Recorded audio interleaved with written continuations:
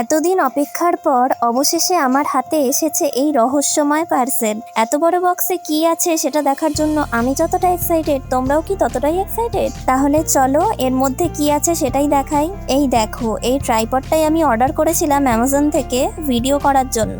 আসলে আমি এতদিন ট্রাইপড ছাড়াই ভিডিও বানিয়েছি, এখন থেকে তো ডেইলি চেষ্টা করব ট্রাইপড দিয়েই ভিডিও করার। তোমাদের কেমন লাগলো এই ট্রাইপডটা?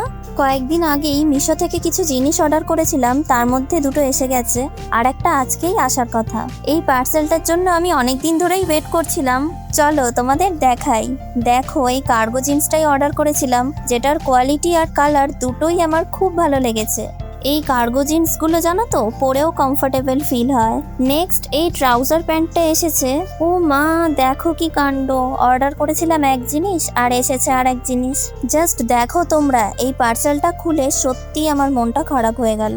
দেখো, এখানে একটা পিচ কালারের ট্রাউজার এসেছে, কিন্তু আমি একটা চকলেট কালার ট্রাউজার অর্ডার করেছিলাম, যেটার ফটো আমি ভিডিওর সাথে অ্যাটাচ করে দিয়েছি, তোমরা দেখে নিতে পারো।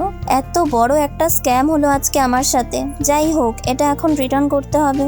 তারপর স্নান করে এসে ব্যালকনিতে বসে এই এত সুন্দর ওয়েদারটা এনজয় করছিলাম, আর তখনই ডেলিভারি বয়ের ফোন এলো। তারপর গিয়ে পার্সেলটা নিয়ে এলাম। ও মাই গড, এই পার্সেলটা দেখে আমি সত্যি সারপ্রাইজড হয়ে গেছি। জাস্ট দেখো গাইজ, এই শর্ট কুর্তিটা কতটা সুন্দর এসেছে।